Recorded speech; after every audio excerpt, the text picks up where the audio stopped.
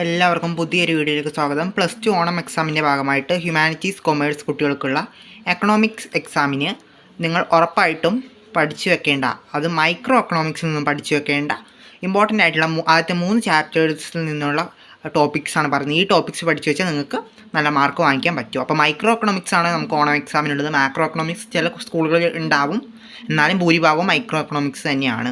അപ്പം first topic central problems of an economy. അത് first ചാപ്റ്ററിൽ നിന്നുള്ള കാര്യങ്ങളാണ് പറയുന്നത്. Central problems of an economy പഠിക്കുക. പിന്നെ PPC കർവ് അതിൻ്റെ ഡെഫിനിഷനും പഠിക്കുക, അത് വരയ്ക്കാനും പഠിക്കുക. പിന്നെ 3 തരം എക്കണോമീസ്, അതായത് 3 തരം സമ്പദ് വ്യവസ്ഥകൾ: സോഷ്യലിസ്റ്റ് സമ്പദ് വ്യവസ്ഥ, കമ്പോള സമ്പദ് വ്യവസ്ഥ, മിശ്ര സമ്പദ് വ്യവസ്ഥ. ആ 3 സമ്പദ് വ്യവസ്ഥകൾ പഠിക്കുക. പിന്നെ മൈക്രോ എക്കണോമിക്സും മാക്രോ എക്കണോമിക്സും തമ്മിലുള്ള ഡിഫറൻസ് പഠിക്കുക. അതാണ് ഫസ്റ്റ് ചാപ്റ്ററിൽ പഠിക്കേണ്ടത്. ഇനി സെക്കൻഡ് ചാപ്റ്ററിലോട്ട് പോയ കുറച്ചധികം കാര്യങ്ങൾ പഠിക്കാനുണ്ട്. യൂട്ടിലിറ്റി, അതായത് ഉപയുക്തത എന്താണെന്ന് പഠിക്കുക. കാർഡിനൽ യൂട്ടിലിറ്റിയും ഓർഡിനൽ യൂട്ടിലിറ്റിയും പഠിക്കുക, അതായത് കാർഡിനൽ ഉപയുക്തതയും ഓർഡിനൽ ഉപയുക്തതയും പഠിക്കുക. ഇൻഡിഫറൻസ് കർവ് പഠിക്കുക, അതിൻ്റെ പ്രത്യേകതകൾ സവിശേഷതകളാണ് പഠിക്കേണ്ടത്. ഇൻഡിഫറൻസ് കർവിൻ്റെ, അതായത് നിസ്സംഗത വക്രത്തിൻ്റെ സവിശേഷതകൾ പഠിക്കുക. ബജറ്റ് ലൈൻ വരയ്ക്കാൻ പഠിക്കണം. അതോടൊപ്പം തന്നെ വെർട്ടിക്കൽ ഇൻ്റർസെപ്റ്റും ഹൊറിസോണ്ടൽ ഇൻ്റർസെപ്റ്റും കാണാൻ പഠിക്കണം. സ്ലോപ്പ് കാണാൻ പഠിക്കണം, അതായത് ചെരിവ് കാണാൻ പഠിക്കണം. ബജറ്റ് ലൈൻ വരയ്ക്കാൻ പഠിക്കണം. ബജറ്റ് ലൈൻ്റെ സമവാക്യവും പഠിക്കണം.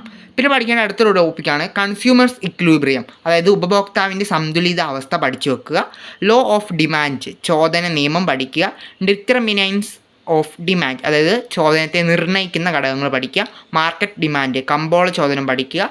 പ്രൈസ് ഇലാസ്റ്റിസിറ്റി ഓഫ് ഡിമാൻഡ്, ചോദനത്തിൻ്റെ വില ഇലാസ്തികത പഠിക്കുക. Factors determining price elasticity for a good, ആ ടോപ്പിക്കും പഠിച്ചു വെക്കുക. അത് കഴിഞ്ഞ് 3ാമത്തെ ചാപ്റ്ററിൽ പഠിക്കാനുള്ളത് TP, AP, MB, ഈ 3 കാര്യങ്ങളും കാണാൻ പഠിക്കുക. ലോ ഓഫ് വേരിയബിൾ പ്രൊപ്പോർഷൻ, അതായത് വിഭേദക അനുപാത നിയമം പഠിക്കുക. TPയും MBയും തമ്മിലുള്ള ബന്ധം പഠിക്കുക. അതേപോലെ തന്നെ APയും MBയും തമ്മിലുള്ള ബന്ധം പഠിക്കുക. റിട്ടേൺസ് ടു സ്കെയിൽ എന്ന ടോപ്പിക്ക് പഠിക്കുക. TFC, TVC, TC, AVC, AFC, SAC, SMC എന്നീ ടോപ്പിക്കും കൂടി പഠിക്കുക. ആ ടോപ്പിക്കിൽ നിന്ന് കണക്കാണ് വരിക.